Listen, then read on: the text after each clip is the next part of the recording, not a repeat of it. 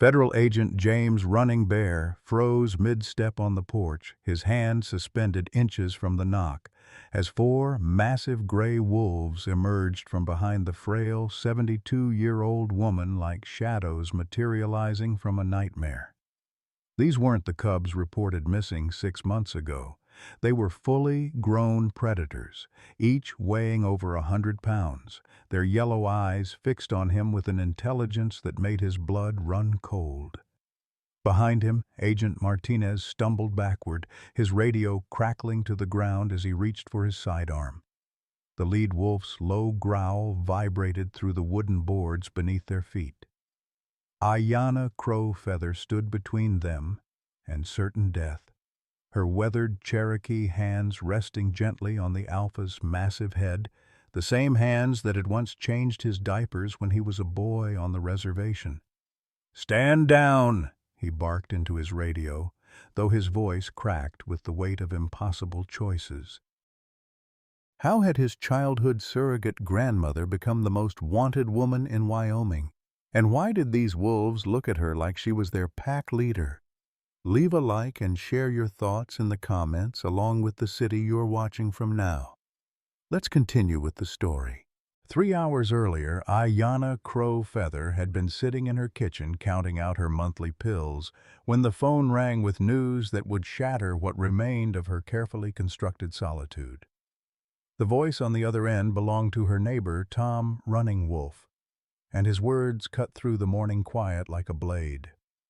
"Anna, they're coming for the wolves today." Her arthritic fingers had trembled as she set down the pill organizer, each compartment labeled with the days of the week in her careful handwriting. Monday through Sunday, each day the same routine of medications that kept her 72-year-old body functioning after the cancer, after the chemotherapy, after the radiation that had stolen her strength but not her stubborn Cherokee spirit. The pills cost more than her weekly grocery budget, but she rationed them carefully, sometimes skipping doses to afford the raw meat that fed her 4 companions. The Wind River Reservation stretched endlessly beyond her kitchen window, a landscape of sagebrush and ancient stories where her grandmother had once taught her the old songs, the ones about wolves returning when the people needed them most. That prophecy had seemed like childhood fantasy until 6 months ago, when she'd found 4 dying cubs in an abandoned mining pit during the worst blizzard Wyoming had seen in decades. She'd raised them in secret, these magnificent creatures who had filled the hollow spaces in her life that had been empty since her son Tommy's death in Afghanistan 12 years ago. Tommy's photograph still smiled at her from the mantelpiece, frozen at age 37 in his army dress uniform, the pride in his dark eyes now just a memory that greeted her each morning. His empty bedroom remained exactly as he'd left it, boots by the door, Cherokee Dreamcatcher hanging over the bed, waiting for a homecoming that would never come. The wolves had changed everything. Makak, the silver-gray alpha whose intelligence seemed almost human. Ahioka, the smaller female whose gentle nature reminded Anna of the daughter she'd never had. Sequoia, the powerful male who'd appointed himself guardian of their small pack. And little Ayanna, named for her grandmother's spirit, who seemed to understand every word of Cherokee that Anna whispered during their evening walks. They weren't pets. Anna understood that much. They were wild creatures who had chosen to stay, to trust, to love an old woman who talked to photographs and sang forgotten lullabies in a language that was slowly dying with her generation. In return, they'd given her purpose, something to protect, someone to care for besides herself. But love, Anna had learned, was often illegal. The federal government had finally tracked down the illegal wildlife reports that had been circulating for months. Someone had talked, someone had photographed, someone had decided that an old woman's happiness was less important than regulations written by bureaucrats who'd never spent a winter alone on the reservation, never counted out medication money in dimes and pennies, never buried a son or fought cancer with nothing but stubbornness and prayer. Now they were coming, and Anna had to choose between the law and her family. The blizzard had struck without warning on that March morning 6 months ago, the kind of sudden Wyoming storm that could trap you for days if you weren't prepared.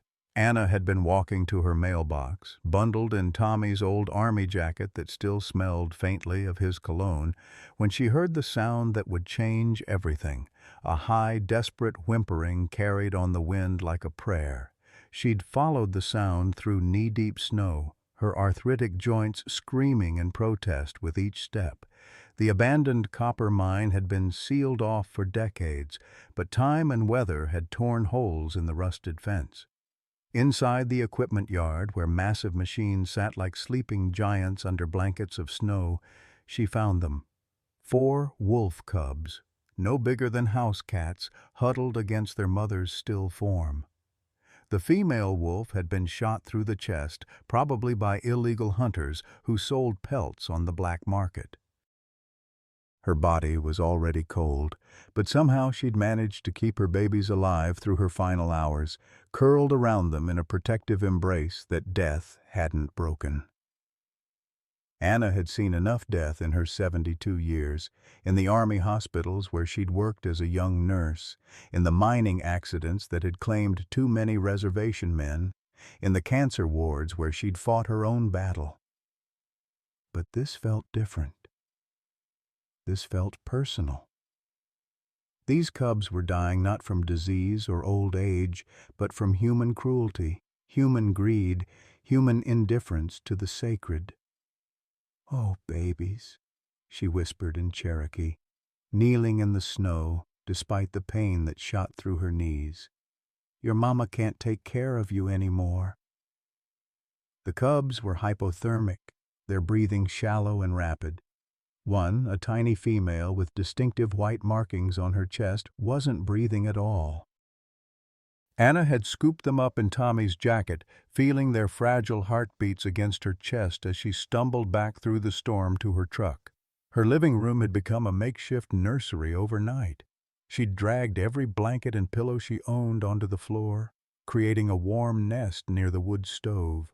The cubs were too young for solid food, so she'd driven through the blizzard to the veterinary clinic in Lander, spinning a story about orphaned domestic dogs, to the night clerk who sold her puppy formula and bottles. For 3 days, she'd barely slept. Every 2 hours, she fed them with tiny bottles, their desperate suckling a sound that broke and mended her heart simultaneously. She'd named them during those long nights, Makak, for the strongest male, whose gray coat reminded her of storm clouds, Sequoia for the largest, already showing signs of the powerful build he'd inherit. Ahioka, she who brings happiness, for the female who seemed most responsive to Anna's voice, and little Ayana, named for her grandmother's spirit, the one who'd nearly died but fought back with a stubbornness that Anna recognized in herself. The first time they opened their eyes and looked at her, Anna knew she was in trouble.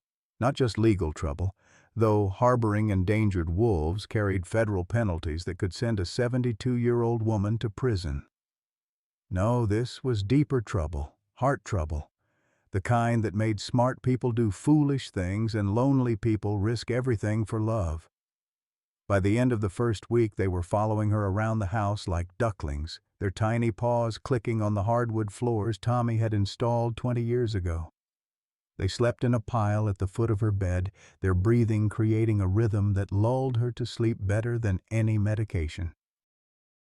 When she spoke to them in Cherokee, they tilted their heads as if trying to understand, their amber eyes already showing an intelligence that seemed too profound for their small bodies. Anna had always been good with animals.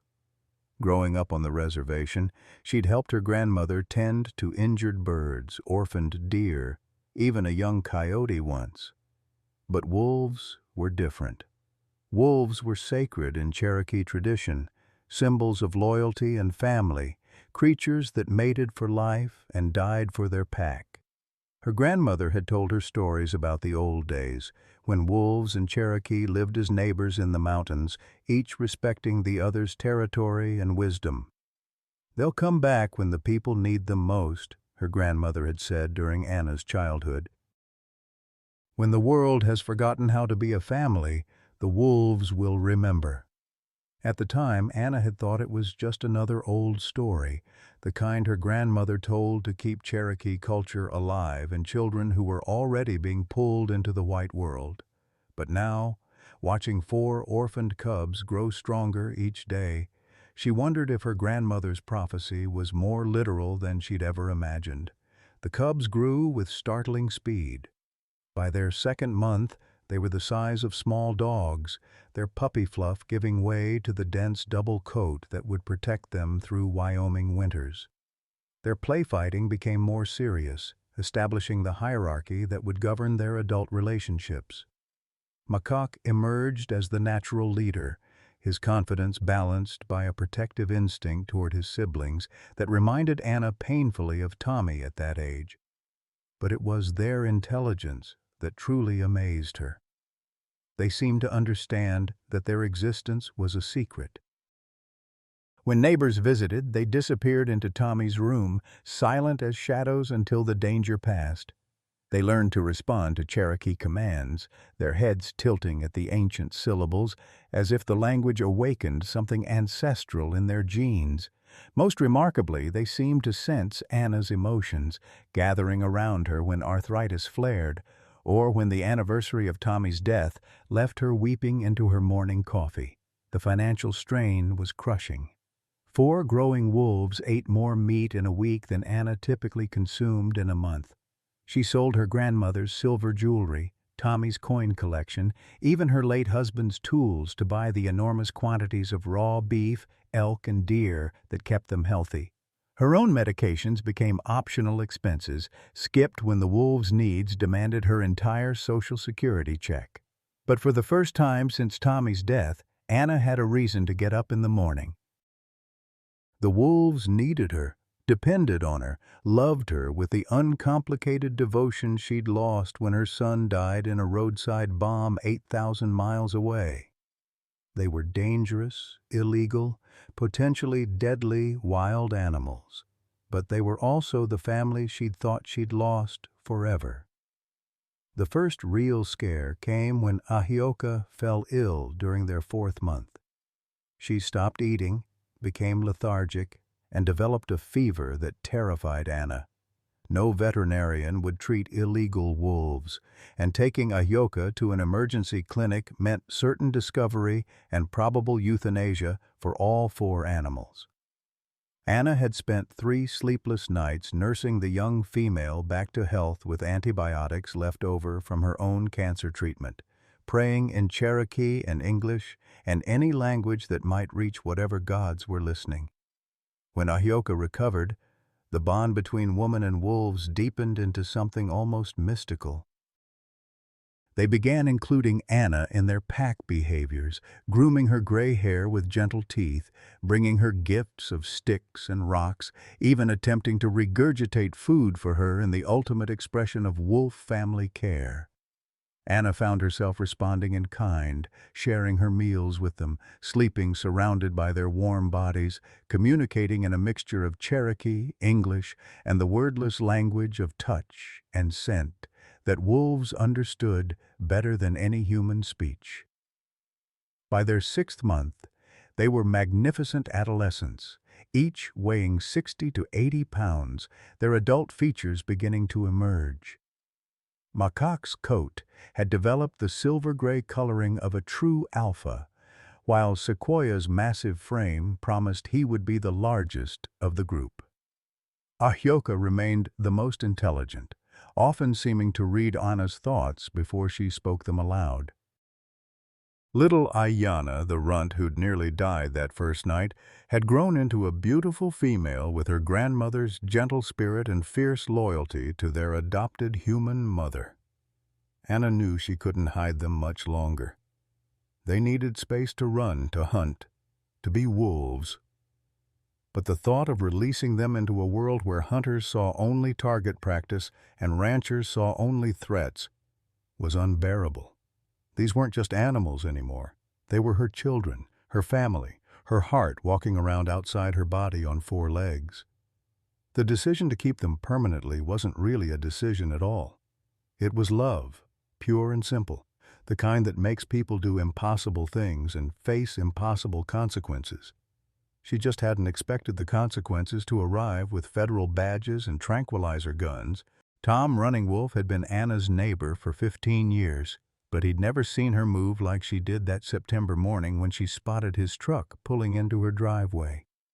The 72-year-old woman practically sprinted from her garden to intercept him, her silver braids flying behind her, desperation written across her weathered face in lines deeper than the canyon winds had carved there. "Tom, you can't come in right now?" she called out, positioning herself between him and her front porch like a human barricade. I'm not feeling well today." But Tom had already seen them.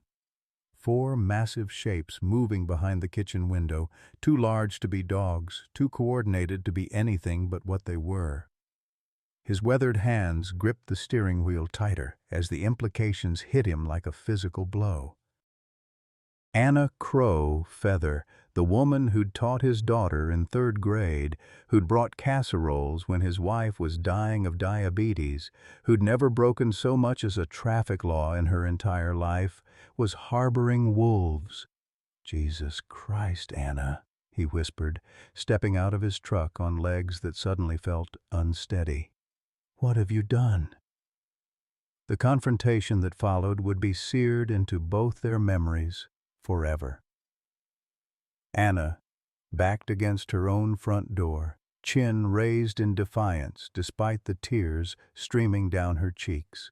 Tom, torn between his duty as a tribal police officer and his love for a woman who'd been like a sister to him since childhood. And behind the door, 4 adolescent wolves who seemed to sense the tension crackling between the humans, their low whines audible even through the thick wood. "They were dying, Tom," Anna said, her voice breaking on each word. "Their mother was shot dead. They were babies, no bigger than kittens. What was I supposed to do? Let them freeze to death in that mining pit while I walked away and pretended I never heard them crying?" Tom had seen enough death in his 30 years of law enforcement to understand the weight of such decisions. He'd pulled bodies from car wrecks, investigated domestic violence calls that ended in tragedy, watched good people make terrible choices, and terrible people make worse ones. But this was different. This was Anna, who used to slip extra food into his lunchbox when his father was drinking away the grocery money, who'd sat with him in the hospital when his daughter was born, who'd been the closest thing to family he'd had after his parents died. "Anna, these aren't puppies," he said, his voice gentle but firm. "These are wolves, apex predators. Each one of them weighs more than you do now. What happens when their hunting instincts kick in? What happens when they decide you're not the pack leader anymore?" Through the window he could see them more clearly now. The largest male, silver gray with intelligent amber eyes, watched the conversation with an awareness that made Tom's skin crawl. Beside him, a slightly smaller female pressed her nose against the glass, her breath fogging the window as she tracked their movements. These weren't the confused, traumatized cubs Anna had rescued 6 months ago. These were fully grown wolves, magnificent and deadly in equal measure. "They would never hurt me," Anna said, with the absolute certainty of a mother defending her children. "They're my family, Tom. After Tommy died, after the cancer, after losing everything that mattered to me, they gave me a reason to keep living. They love me." "Anna, listen to me," Tom said, stepping closer but keeping his movements slow and non-threatening. The wolves were watching him through the window, and he had no desire to trigger their protective instincts. Love isn't enough. This isn't about what they feel for you or what you feel for them. This is about federal law, the Endangered Species Act, Fish and Wildlife Service. If they find out about this, you're looking at $50,000 in fines and up to a year in federal prison. At your age, with your health issues, that's a death sentence." The color drained from Anna's face, but her resolve didn't waver. "Then they can't find out." It was at that moment that Tom realized the depth of Anna's commitment. She wasn't keeping these wolves out of ignorance or naivety. She knew exactly what she was risking, and she was willing to risk it anyway. The knowledge hit him like a punch to the gut, because he recognized that same stubborn loyalty in himself, the same Cherokee blood that valued family above everything else, including common sense. "How long do you think you can hide 4 full-grown wolves?" he asked, though his tone had shifted from official warning to genuine concern. "They need space to run, to hunt, to be what they are. This property isn't big enough for them, and they're not going to stay secret much longer. Someone's going to see them, someone's going to talk, and then this whole thing comes crashing down." Anna's shoulders sagged as the weight of truth settled on them. She'd been living in denial for months, pretending that love and determination could overcome biology and federal law. But the wolves were growing restless, especially Makak, who'd been testing the boundaries of their territory with increasing frequency. Sequoia had killed and eaten a neighbor's chicken the week before, forcing Anna to pay replacement costs she couldn't afford while spinning lies about wild dogs. And the grocery bills were becoming impossible to manage on her Social Security income, even with the sacrifices she'd already made. "I can't give them up," she whispered, the words torn from somewhere deep in her chest. "Tom, you don't understand. After Tommy died, I wanted to die too. The cancer just felt like the universe's way of giving me permission to stop fighting. But these wolves, they need me. They chose me. And I choose them, no matter what it costs." The kitchen window suddenly exploded with movement as all 4 wolves pressed against the glass, their attention focused on something beyond the 2 humans. Tom spun around to see a white pickup truck pulling into the driveway, the driver's window down to reveal a middle-aged woman with short brown hair and a professional smile that didn't reach her eyes. "Expecting company?" Tom asked, his hand instinctively moving to the radio on his belt. "Dr. Sarah Mitchell," Anna said, recognition and relief flooding her voice. "She's a veterinarian from Lander. She offered to help with their medical care, pro bono. She said she understood what it was like to care for animals that other people didn't understand." But Tom's law enforcement instincts were screaming warnings that had nothing to do with the wolves. Something about the woman's approach, the way she parked strategically for a quick exit, the expensive equipment visible in her truck bed, felt wrong. Professional helpers didn't usually arrive unannounced, and they certainly didn't show up with enough supplies for major medical procedures. "Anna, when did you first contact this veterinarian?" he asked, his voice taking on the official tone he used during interrogations. "I didn't," Anna replied, confusion creasing her brow. "She contacted me, said she'd heard through the reservation grapevine that I might need help with some special animals. I thought maybe you'd mentioned it to someone, or—" "I haven't told anyone," Tom said flatly, his worst fears crystallizing into certainty. "Anna, I need you to think very carefully. Who else knows about the wolves? Who else has been here recently? Because if this woman found out about them, others have too." The blood drained from Anna's face as the implications hit her. "Doctor." Mitchell was already approaching the house, her smile broader now, medical bag in hand. Behind her, Tom could see additional equipment being unloaded by a man who'd emerged from the passenger side of the truck. Too much equipment, too professional, too prepared. "Mrs. Crow Feather," Dr. Mitchell called out cheerfully. "I hope you don't mind the surprise visit. I was in the area and thought I'd check on your special friends.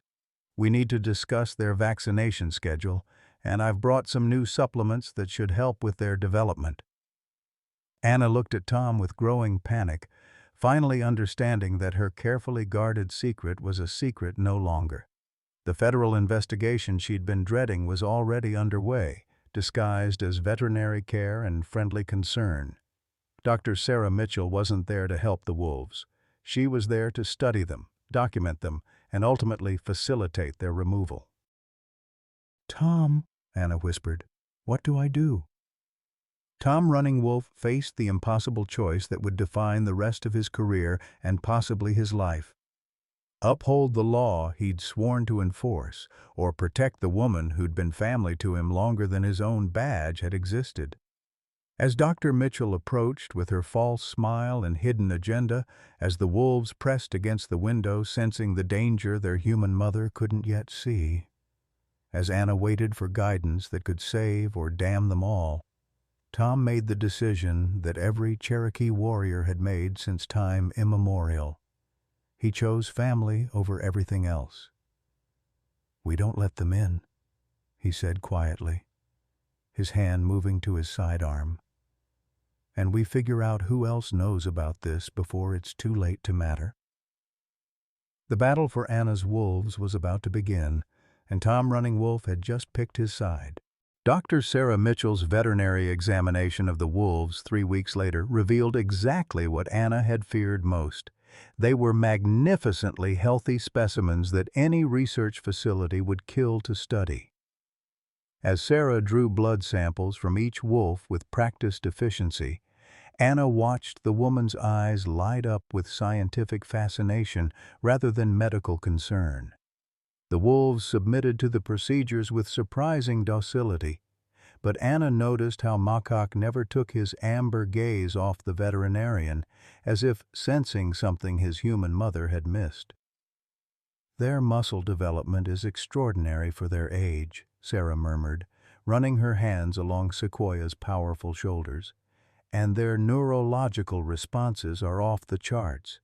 I've never seen wolves this intelligent, this responsive to human commands. Mrs. Crow Feather, you've done remarkable work with them." But Anna's instincts, honed by 72 years of reading people, were screaming warnings. Sarah's touch lingered too long, her questions probed too deep, and her equipment was far more sophisticated than any routine veterinary visit required. When the doctor produced a small device that clicked repeatedly near each wolf's ear, claiming to test their hearing, Anna's Cherokee grandmother's voice whispered warnings about strangers bearing gifts. "What exactly are you testing for?" Anna asked, stepping closer to Ahioka, who had begun panting despite the cool October air. "Just standard neurological function," Sarah replied smoothly, but her eyes didn't meet Anna's. "Wolves in captivity sometimes develop cognitive issues. I want to make sure they're developing normally." It was Ahioka's sudden collapse that shattered Anna's trust completely. The young female, who had been standing calmly moments before, simply crumpled to the floor, her breathing shallow and labored. Sarah's reaction was too quick, too prepared, producing an injection from her bag with the practiced efficiency of someone who'd been expecting this exact scenario. "Allergic reaction to the vaccine," Sarah explained, her voice professionally calm as she administered the shot. "Happens sometimes with wild canids. She'll be fine in a few hours."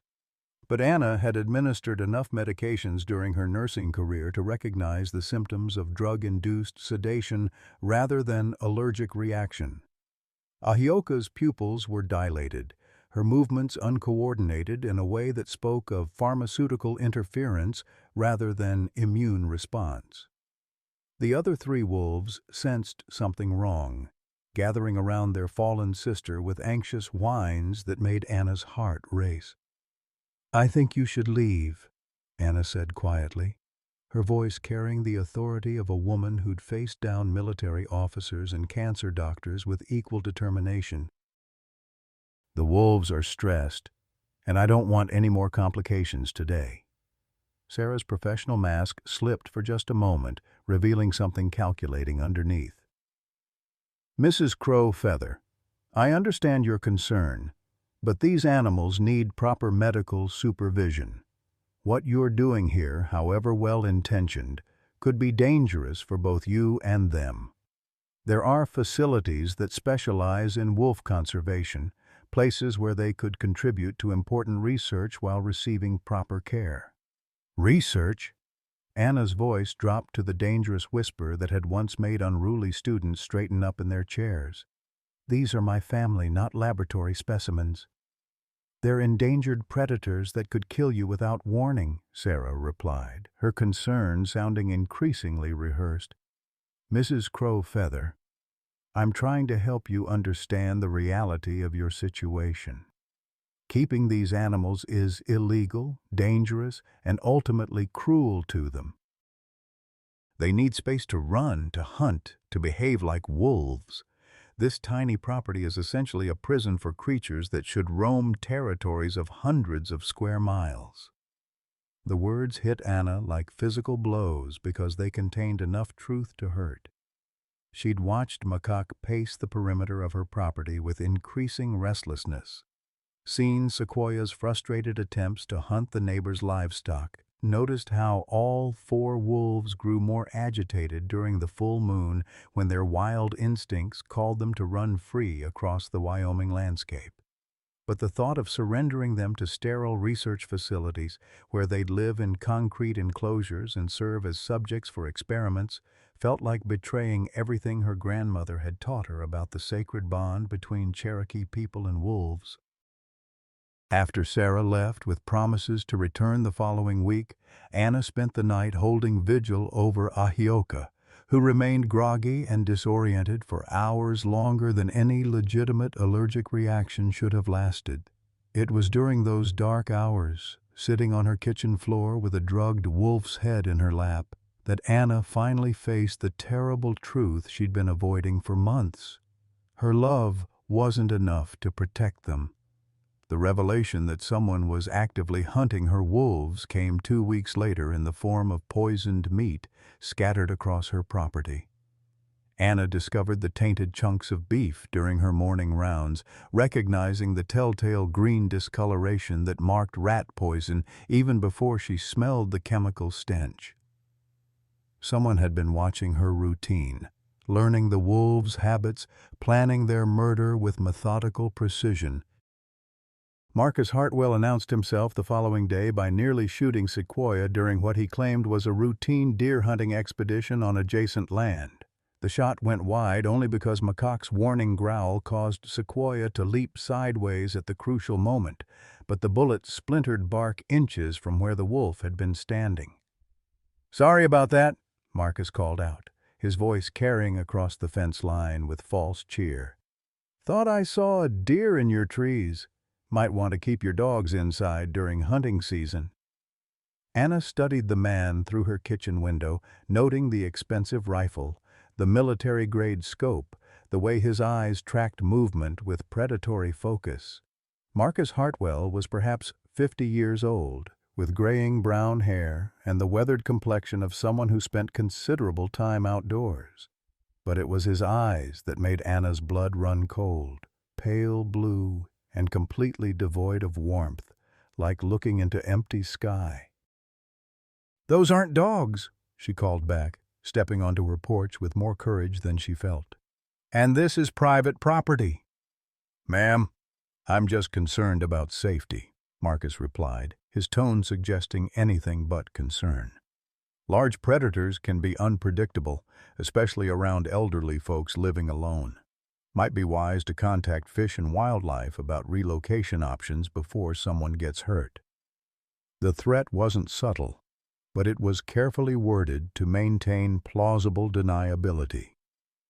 Anna understood that Marcus Hartwell wasn't interested in her safety or the wolves' welfare.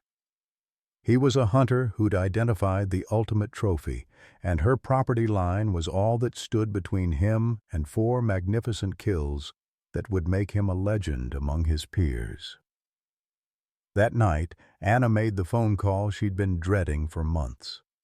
Her arthritic fingers shook as she dialed her son Tommy's old Army buddy, Mike Yellowbird, who now worked as a lawyer specializing in tribal rights. If she was going to fight for her wolves, she needed to understand exactly what she was fighting against. "Anna, Jesus, I haven't heard from you in years," Mike's voice carried the warmth of shared grief. He'd been one of Tommy's pallbearers. "How are you holding up?" "I need legal advice, Mike," Anna said without preamble. "Hypothetically, what would happen to someone who was caught harboring endangered wolves without federal permits?" The silence on the other end of the line stretched long enough for Anna to hear Mike's sharp intake of breath.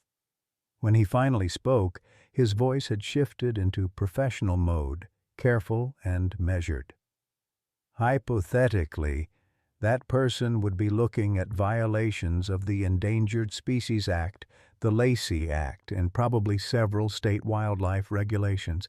We're talking about federal felony charges, Anna. $50,000 in fines, up to a year in federal prison, and that's assuming no one gets hurt. If these hypothetical wolves injured or killed someone, the charges would be exponentially worse. And the wolves themselves? Euthanized immediately. No questions, no appeals, no exceptions. The federal government doesn't take chances with large predators that have been in contact with humans." Anna closed her eyes, feeling the weight of impossible choices settling on her shoulders like a burial shroud. Through her kitchen window, she could see all 4 wolves sprawled across her back porch, their massive forms relaxed in the afternoon sun. McCock's ear twitched as if sensing her distress, his amber eyes opening to meet her gaze through the glass. "Mike, there's something else. These hypothetical wolves, what if they weren't just any wolves? What if they were significant somehow? Culturally or historically important?" "Anna, what aren't you telling me?" The question hung in the air like smoke, and Anna realized she was approaching a point of no return. Once she told Mike the truth, once someone else knew about the wolves' existence, the secret would begin unraveling beyond her control. But the poisoned meat, Marcus Hartwell's threats, and Dr. Sarah Mitchell's suspicious veterinary visits had convinced her that the secret was already compromised. "I found 4 wolf cubs last March," she said, the words tumbling out in a rush. "Their mother had been shot. They were dying in an abandoned mine pit during that blizzard. I couldn't just leave them there, Mike. They would have frozen to death." "Oh, Anna." Mike's voice carried a mixture of admiration and despair. "Oh, sweetheart, what have you gotten yourself into?" "They're not just wolves," Anna continued, her voice gaining strength as she committed fully to the revelation. "There's something different about them. They're too intelligent, too responsive, too connected to this place." My grandmother used to tell stories about sacred wolves that lived in these mountains. Wolves that were part of Cherokee spiritual tradition. I think these might be their descendants. The silence that followed was deafening. Anna could hear Mike's breathing, could imagine him rubbing his temples as he processed the implications of her confession. When he finally spoke, his voice was thick with the weight of impossible decisions. "Anna, listen to me very carefully. If what you're saying is true, if these wolves have cultural significance to Cherokee heritage, there might be legal protections we can invoke. The Native American Religious Freedom Act, the American Indian Religious Freedom Act, treaty rights that predate federal wildlife regulations. But it's a long shot, and it would require proving their historical significance through DNA testing, archaeological evidence, cultural documentation. How long would that take? Months, maybe years. And in the meantime, you'd need to keep them hidden while we built the case. One discovery, one injury, one neighbor's complaint, and it's all over." Anna looked out at her wolves again, noting how Ahioka had positioned herself where she could watch both the road and the tree line, how Sequoia's ears swiveled constantly, tracking sounds beyond human hearing, how little Ayana stayed close to the house as if sensing danger she couldn't identify. They were magnificent, intelligent, irreplaceable creatures caught in a web of human law and human hatred that they couldn't understand. "Mike, I need you to start the paperwork," Anna said, her voice steady despite the fear coursing through her veins. "File whatever motions you need to file. Invoke whatever protections you can invoke, because I'm not giving them up.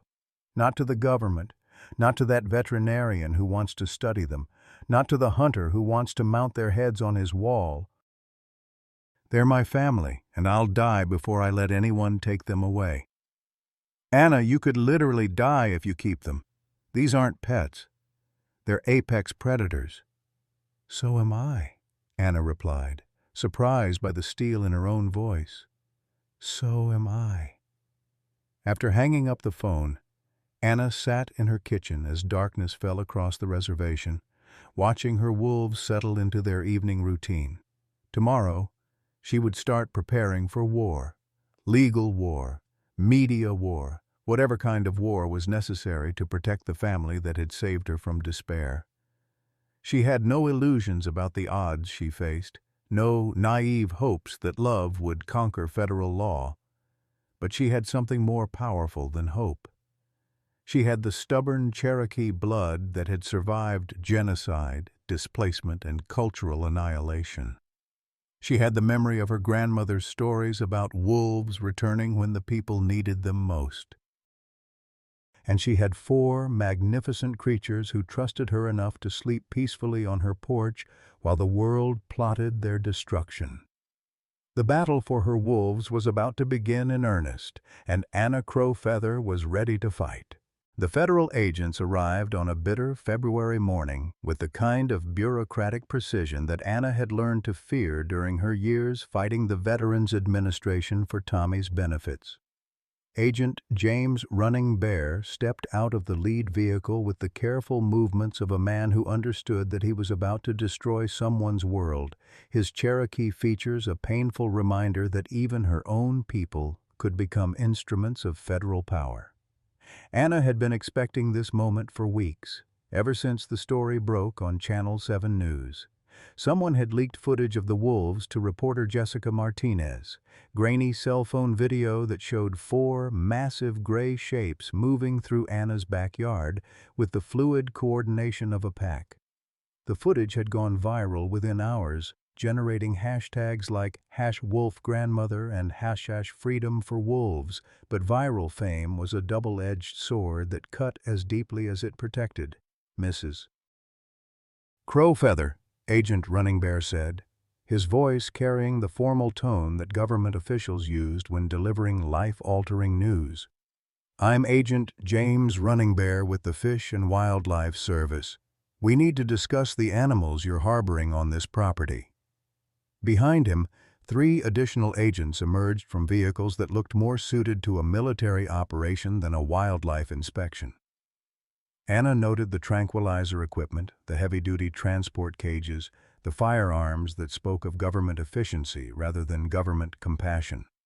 They had come prepared to remove her wolves by any means necessary, and her status as a 72-year-old Cherokee elder would provide no protection against federal law.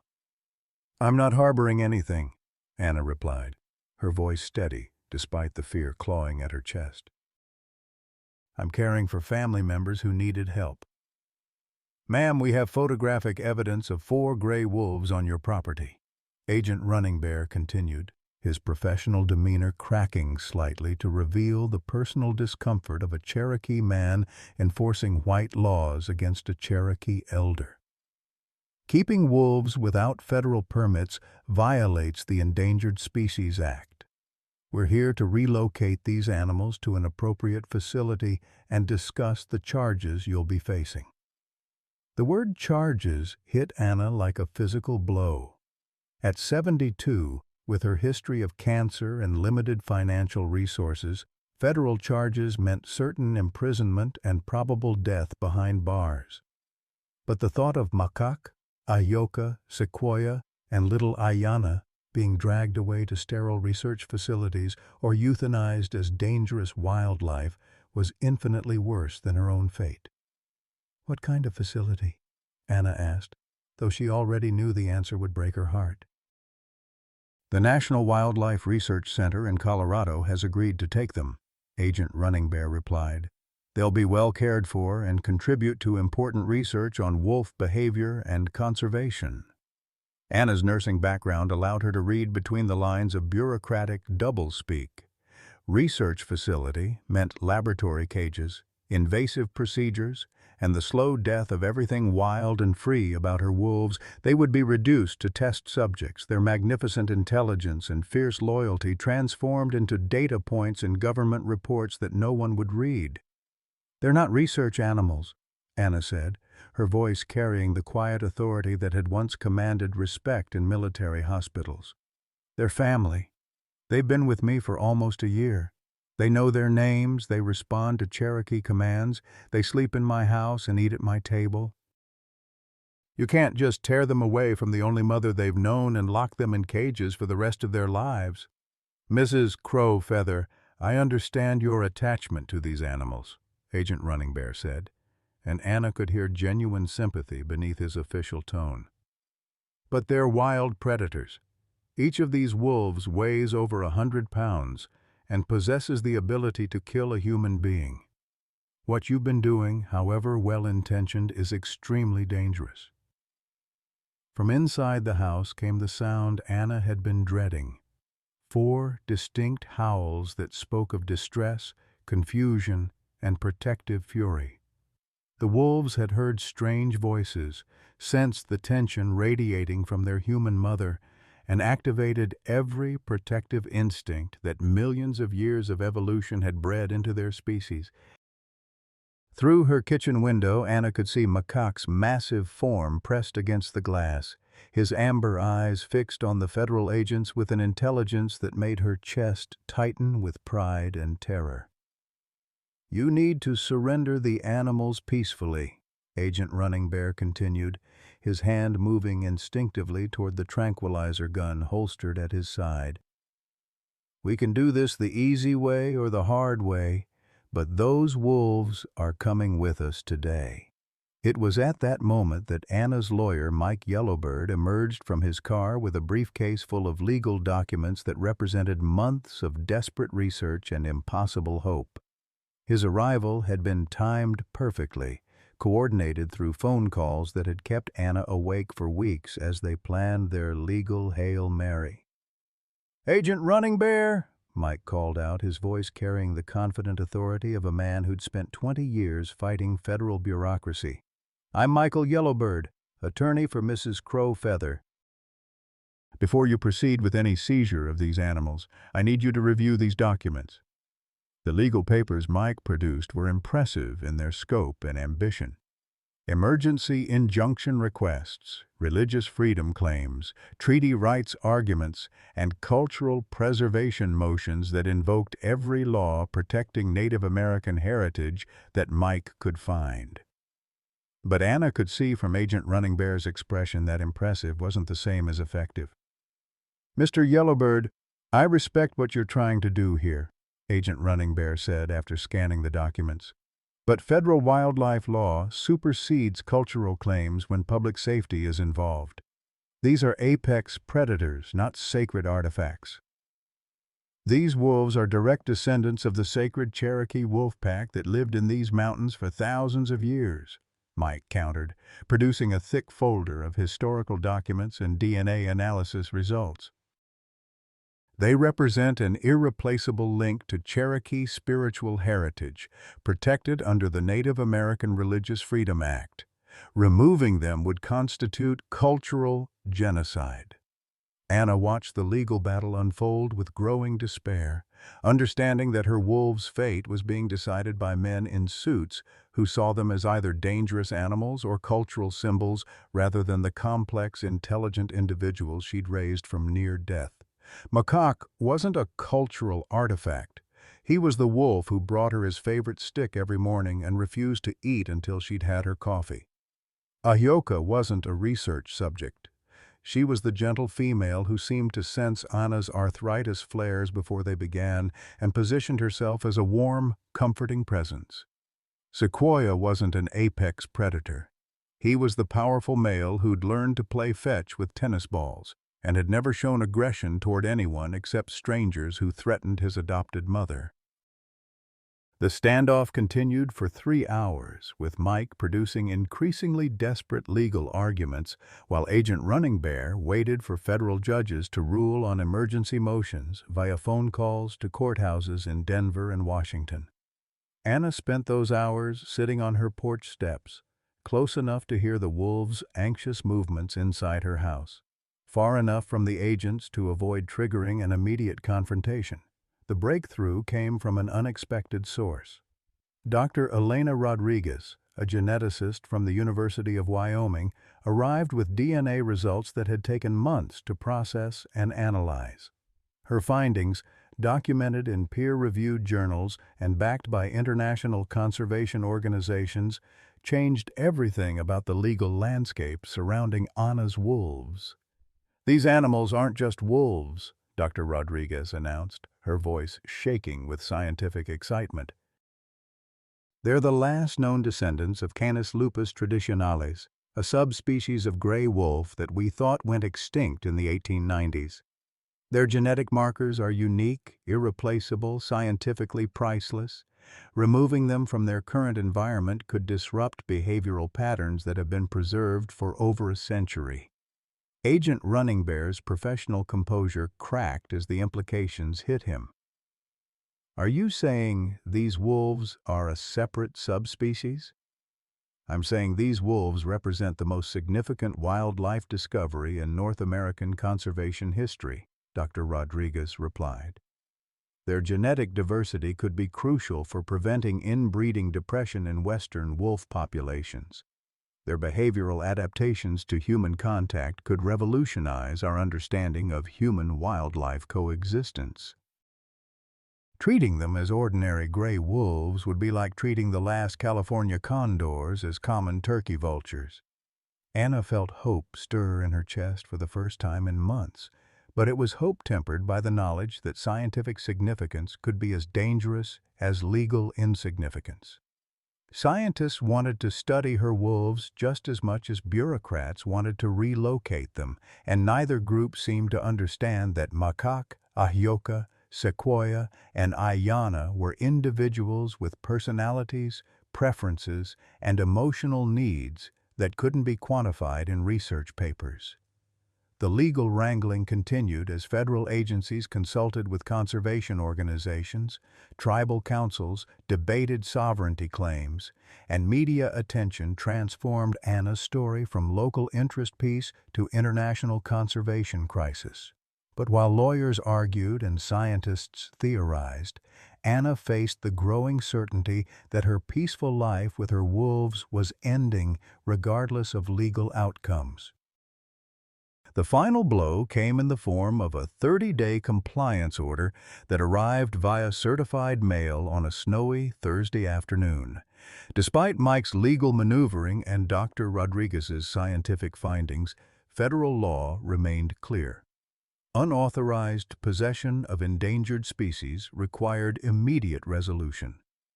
Anna had 30 days to either obtain federal permits that no private individual had ever been granted, or surrender her wolves to approved facilities. The permits, Mike explained during a phone call that left Anna feeling hollowed out with despair, required extensive facilities, professional veterinary staff, annual inspections, and insurance policies that would cost more than Anna's lifetime Social Security benefits. The approved facilities were research institutions and zoos that viewed wolves as educational exhibits rather than family members. "We can appeal," Mike said, his voice heavy with the exhaustion of fighting impossible battles. "We can try for emergency stays, cultural exemptions, whatever legal tools we can find. But Anna, I need you to understand that the federal government rarely loses these cases. They have unlimited resources and unlimited time. You have 30 days and a fixed income." Anna hung up the phone and walked out to her back porch, where all 4 wolves were sprawled in the afternoon sun like enormous, deadly house pets. Macaque raised his head as she approached, his amber eyes holding the kind of trusting intelligence that made her chest ache with love and terror. He had no idea that government agents were planning his capture, that scientists wanted to study his genes, that hunters like Marcus Hartwell were waiting for any opportunity to turn him into a trophy. For almost a year, Anna had protected these magnificent creatures from a world that saw them as threats, specimens, or prizes. She'd bankrupted herself buying them food, isolated herself from neighbors who didn't understand, risked federal imprisonment to give them the love and security they needed. But love, she was learning, wasn't always enough to protect the things that mattered most. As she sat on her porch watching her wolves enjoy what might be their last peaceful afternoon together, Anna began planning for the war that would determine whether family meant more than federal law, whether an old woman's love could triumph over bureaucratic efficiency, whether the sacred bond between Cherokee people and wolves could survive in a world that had forgotten how to honor such connections. The 30-day countdown had begun, and Anna Crow Feather was running out of time to save her family. The heart attack struck Anna during the third week of March, just as the Wyoming spring was beginning to melt the snow that had covered her property like a burial shroud for months. She had been outside checking the reinforced fencing that Mike Yellowbird had insisted she install, trying to prove to federal inspectors that her wolves were contained and controlled, when the crushing pain exploded across her chest like a physical manifestation of the stress that had been consuming her for weeks. Makak found her first, his massive gray form appearing beside her fallen body with the silent speed that had made his ancestors legendary hunters. Anna's last conscious thought before the darkness claimed her was the sight of his amber eyes, wide with panic, and an intelligence that seemed to understand exactly what was happening to the woman who had saved his life nearly a year ago. The wolves' response to Anna's collapse was immediate and devastating. Ahyoka began howling with a sound that neighbors later described as the most heartbreaking noise they had ever heard, a keen of grief that seemed to carry the weight of every loss that had ever shattered a family. Sequoia paced frantically around Anna's unconscious form, his powerful body trembling with the need to protect her from a threat he couldn't identify or fight. Little Ayana, the gentlest of the four, pressed herself against Anna's side and refused to move, as if her body heat could somehow call their human mother back from whatever darkness had claimed her. Tom Running Wolf, who had been checking on Anna daily since the federal investigation began, found the scene 40 minutes later when he arrived for his routine evening visit. The sight that greeted him would haunt his dreams for years to come. Anna Crow Feather, the strongest woman he had ever known, lying motionless on the frozen ground, while 4 magnificent wolves kept vigil around her like living statues carved from grief and loyalty. "Jesus Christ, Anna," Tom whispered, his voice barely audible over the wolves' continued howling. He reached for his radio to call for medical assistance, but hesitated as Makak's ears flattened against his head in warning. The alpha wolf was allowing Tom's presence, but any sudden movement might trigger protective instincts that could turn tragic. The ambulance crew that responded to Tom's emergency call had never faced anything like the situation that awaited them at Anna's property.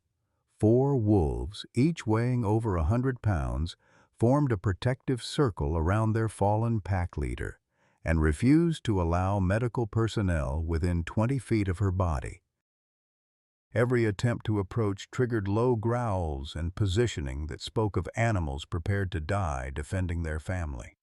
"We can't work like this," paramedic Jennifer Walsh told Tom through gritted teeth. "Those animals need to be secured before we can help Mrs. Crow Feather. She's been down for almost an hour. Every minute we waste arguing with wolves is a minute her brain isn't getting oxygen." Tom found himself caught between impossible choices, understanding that the wolves' loyalty was preventing the medical intervention that might save Anna's life. He had seen enough death in his 30 years of law enforcement to recognize the gray pallor of oxygen deprivation, the shallow breathing that indicated Anna was slipping away while her protective family prevented anyone from helping her. "Anna," Tom called out, his voice carrying the desperate authority of a man who had run out of options. "Anna, you need to wake up. You need to tell them it's okay." "They won't let us help you." For a moment that felt like eternity, nothing happened. The wolves continued their vigil. The paramedics waited with growing frustration, and Anna lay motionless on ground that was slowly stealing the last warmth from her body. Then, so faintly that Tom almost missed it, Anna's lips moved. "Makak," she whispered, the Cherokee word for bear barely audible above the wind. "Osta, good boy. Let them help." The effect was immediate and profound. Makak's ears pricked forward at the sound of his name, his amber eyes focusing on Anna's face with laser intensity. For several heartbeats, the massive wolf studied her with the kind of careful attention that spoke of intelligence far beyond what most humans attributed to wild animals. Then slowly, deliberately, he stepped back 3 paces and lowered himself into a lying position that signaled submission and trust. The other 3 wolves followed their alpha's lead, creating a corridor that allowed the paramedics to reach Anna while maintaining their protective formation. It was a compromise born of desperate necessity, a moment of interspecies understanding that would later be analyzed by animal behaviorists and featured in documentaries about human-wildlife bonds. As the medical team worked to stabilize Anna's heart rhythm and prepare her for transport to the hospital in Lander, the wolves watched with the kind of focused attention that parents reserve for their children's medical procedures. They didn't interfere, but they didn't leave either, maintaining a vigil that spoke of loyalty deeper than species barriers. The helicopter ride to Denver's National Jewish Hospital, the only facility within 500 miles equipped to handle Anna's complex cardiac issues, marked the beginning of the longest week in Wind River Reservation history. News of the wolf grandmother's heart attack spread through social media with viral speed, generating an outpouring of support that surprised even Mike Yellowbird, who had been coordinating Anna's legal defense for months. The hashtag #SaveAnna and her wolves trended nationally within hours, accompanied by stories from people who had been following Anna's battle with federal bureaucracy. Donations poured into a GoFundMe account that Mike had established to cover legal expenses, quickly exceeding $2 million as celebrity conservationists and ordinary animal lovers rallied around a 72-year-old Cherokee woman who had risked everything for 4 orphaned wolves. But while the world watched and donated and shared hashtags, the wolves themselves began exhibiting behaviors that terrified everyone who understood their significance. Makak stopped eating completely, his powerful frame beginning to show the kind of weight loss that indicated grief-induced starvation. Ahioka spent hours each day sitting at the spot where Anna had collapsed, her mournful howls carrying across the reservation like a funeral song that made grown men weep. Sequoia paced the perimeter of the property with increasing agitation, his protective instincts triggered by threats he couldn't identify or fight. Little Ayana simply lay in Anna's empty bed, her nose pressed against pillows that still carried their human mother's scent. Dr. Sarah Mitchell, the veterinarian whose true agenda had been exposed during the federal investigation, attempted to provide medical care for the deteriorating wolves, but was rebuffed by Tom Running Wolf and the tribal council. The revelation that she had been conducting unauthorized drug testing on Anna's wolves had destroyed any trust the Cherokee community might have placed in her expertise. "They're dying of grief, Doctor." Elena Rodriguez explained during a video conference with federal wildlife officials who were growing increasingly concerned about the international attention focused on Anna's case. Wolves mate for life and form family bonds that can literally be fatal to break. These animals have bonded with Mrs. Crowfeather as their pack leader. Without her, they're experiencing the kind of psychological trauma that can cause physiological shutdown. The irony wasn't lost on anyone involved in the case. The federal government had spent months trying to separate Anna from her wolves based on concerns about public safety, only to discover that separation might kill both the animals and the woman they were supposedly protecting. Anna remained in critical condition in Denver, her advanced age and cancer history complicating recovery from massive cardiac trauma.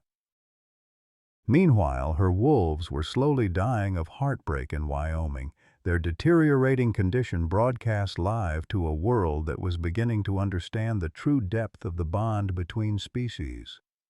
Federal agent James Running Bear, who had delivered the original compliance order that had triggered this crisis, found himself in the impossible position of enforcing laws that seemed designed to destroy the very relationships they claimed to protect.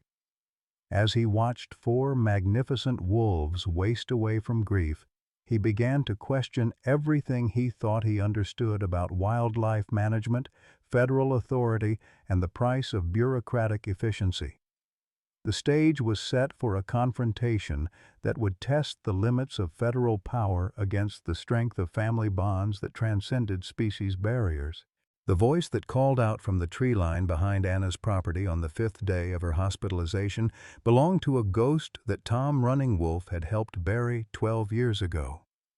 Tommy Crowfeather emerged from the Wyoming wilderness like a specter of guilt and redemption, his once proud military bearing replaced by the cautious movements of a man who had spent years hiding from a world that expected him to be dead. "Don't shoot!" Tommy called out, his hands visible and empty as he approached the wolves who had begun howling at his scent. "I'm Anna's son. I'm Tommy." Tom's service weapon remained holstered, but his radio crackled to life as he processed the impossibility of what he was seeing. Tommy Crowfeather, killed in action in Afghanistan according to military records, recipient of a Purple Heart and Bronze Star, honored at a memorial service that had broken his mother's heart, was standing 50 feet away looking like a man who had been living rough in the mountains for years. The wolves' reaction to Tommy's presence was immediate and profound. Makak, who hadn't eaten in 5 days, raised his massive head with something approaching hope. Ahioka stopped her mournful howling for the first time since Anna's collapse. Sequoia and little Ayana moved closer to the fence line, their body language speaking of recognition that went deeper than scent or sound. "How?" Tom asked, his voice barely audible above the wind. "We buried you, Tommy. Your mother has been mourning you for 12 years. There was a coffin, a flag, a 21-gun salute. Tommy's laugh was hollow, broken, carrying the weight of choices that had seemed necessary at the time but had proven catastrophic in their consequences. There was an explosion, IED, on a convoy route outside Kandahar. I was supposed to be in that lead vehicle, but I'd stayed behind because I was sick. Food poisoning from some questionable MREs. My buddy Jake Morrison took my place. He was wearing my gear, carrying my ID, driving my usual position. The explanation that followed was delivered in the flat, emotionless tone that Tom recognized from other veterans who had seen too much death and carried too much guilt. Tommy had been listed among the casualties due to military bureaucracy and the chaos of warfare.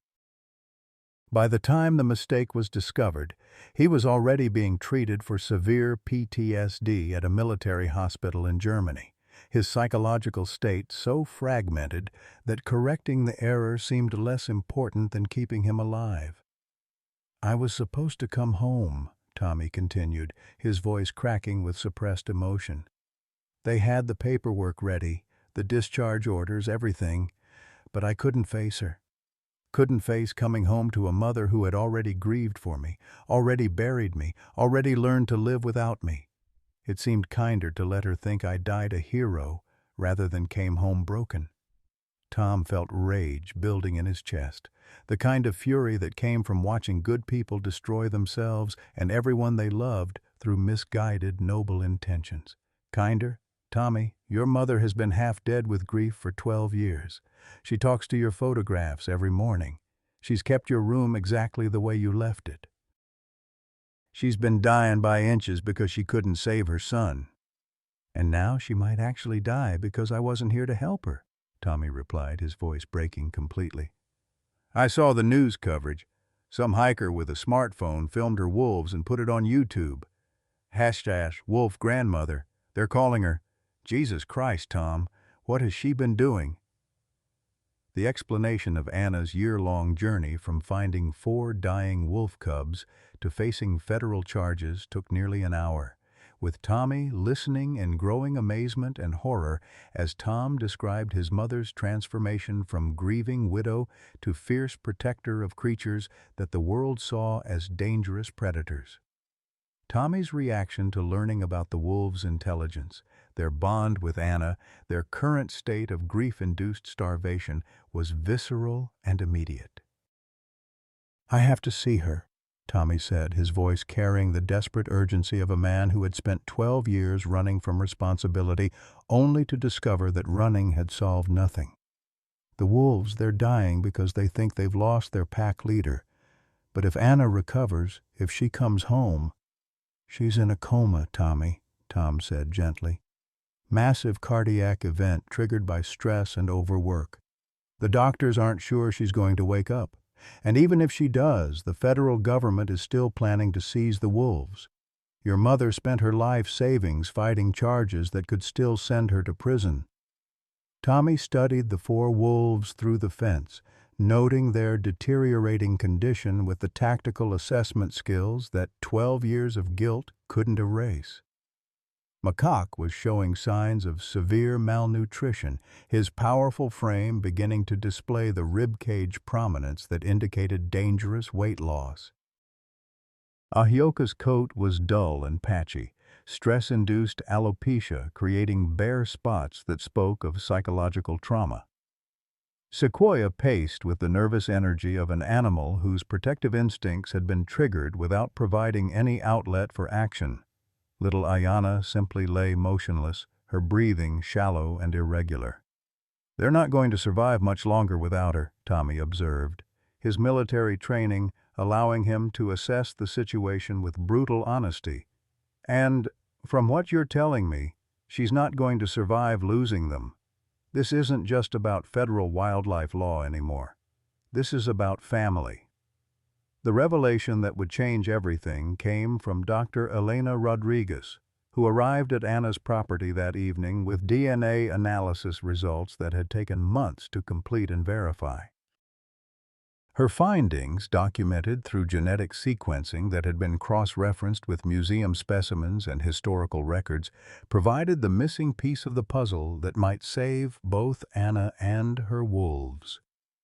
These aren't just any wolves, Dr. Rodriguez announced, her voice shaking with scientific excitement.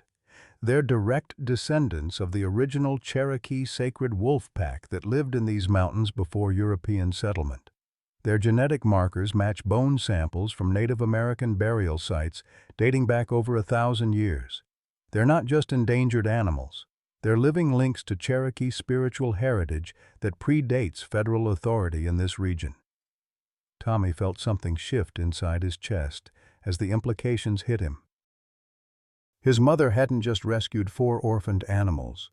She had become the guardian of creatures that were sacred to their people, wolves whose bloodline connected present-day Cherokee to ancestors who had walked these mountains when the world was young, and wolves were brothers rather than enemies.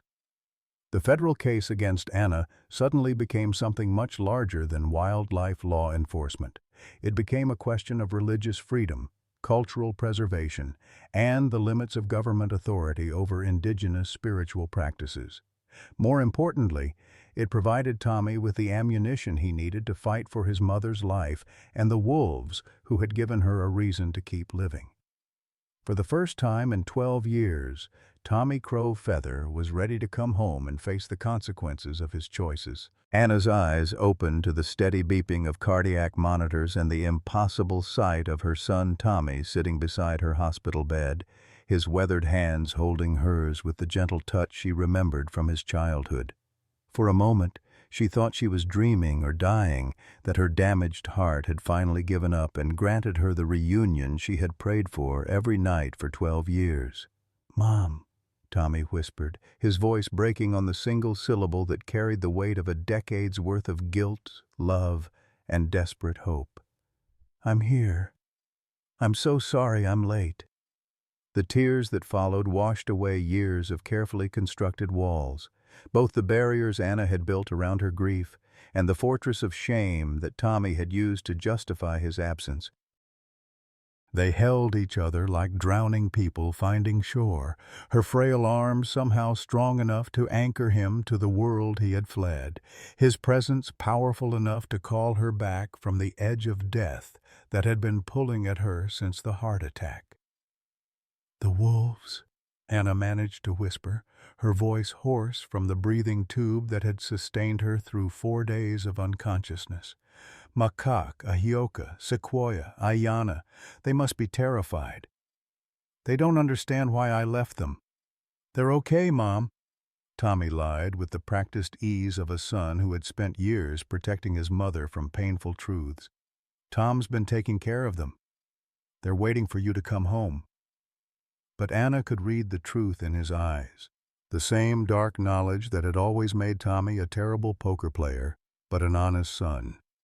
Her wolves were dying, just as she had nearly died, from the kind of grief that could stop hearts and end lives regardless of medical intervention. Doctor. Jennifer Walsh, the cardiologist who had been overseeing Anna's treatment, entered the room with the cautious optimism of a physician who had seen too many miraculous recoveries followed by devastating setbacks. Her examination revealed that Anna's cardiac function had improved dramatically since Tommy's arrival, a phenomenon that medical science struggled to explain but nursing experience understood perfectly. "Your vitals have stabilized remarkably," Dr. Walsh observed, studying the monitors that showed steady heart rhythm and improved blood pressure. "Whatever's changed in the last few hours, it's having a profound positive effect on your recovery." What had changed was hope. Tommy's presence had returned something to Anna that she hadn't realized she'd lost. The possibility of family, of forgiveness, of second chances that seemed impossible until they became inevitable. But as her strength returned, so did her determination to fight for the other family members who needed her protection. "I need to go home," Anna said, her voice gaining strength with each word. "My wolves have been alone for almost a week. They don't understand abandonment. In their minds, the pack leader has disappeared, and they're dying of grief because they can't protect something they don't understand." The medical team's protests were predictable and logical, focusing on Anna's need for continued cardiac monitoring, medication adjustment, and gradual rehabilitation. But Anna had survived cancer, widowhood, and federal prosecution through sheer stubborn will, and she applied that same determination to her hospital discharge with devastating effectiveness. "Either I leave this hospital with your blessing or I leave without it," she told Dr. Walsh with the quiet authority that had once made unruly students straighten up in their chairs. "But I'm leaving today because my family needs me more than your monitors do." Tommy found himself caught between admiration for his mother's fierce determination and terror at her fragile condition. The woman in the hospital bed was visibly weakened by her cardiac event, her Cherokee features sharpened by weight loss and stress, her silver hair thin from medications and trauma, but her spirit burned with the same intensity that had carried her through every crisis in her 72 years. The drive back to Wind River Reservation was silent, except for Anna's whispered prayers in Cherokee, ancient words that called upon ancestral spirits to protect the wolves who had protected her heart when medical science could not. As they approached her property, Anna could hear the howling that had become the soundtrack of her absence, 4 voices raised in grief that spoke of loyalty deeper than species barriers. Macaque appeared first, his massive frame emerging from the shadows with movements made clumsy by starvation and hope.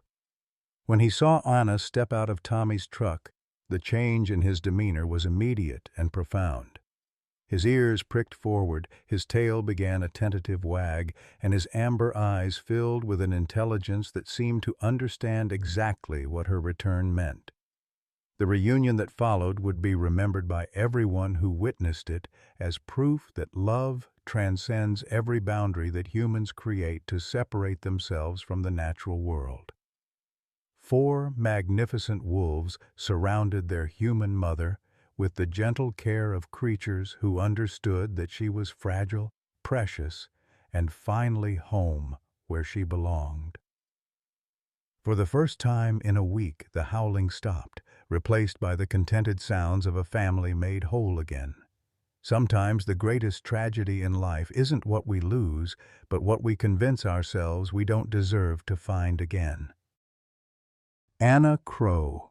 Feather thought her story ended when cancer took her strength and grief took her son, until 4 dying wolf cubs taught her that family isn't about blood, it's about who shows up when the world tries to break you.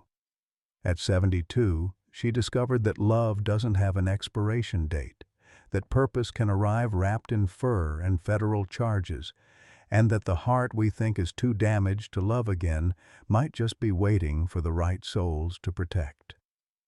Her journey from lonely widow to fierce protector proves that our most meaningful chapters often begin when we think the book is closing. The wolves didn't just save Anna from despair. They reminded her that being needed is one of life's greatest gifts, regardless of age. Whether it's caring for a rescue animal, mentoring a young person, or simply refusing to let loneliness win, we all have the power to create family from the most unexpected places. Your story isn't over. It's just waiting for you to write the next beautiful, complicated, perfectly imperfect chapter.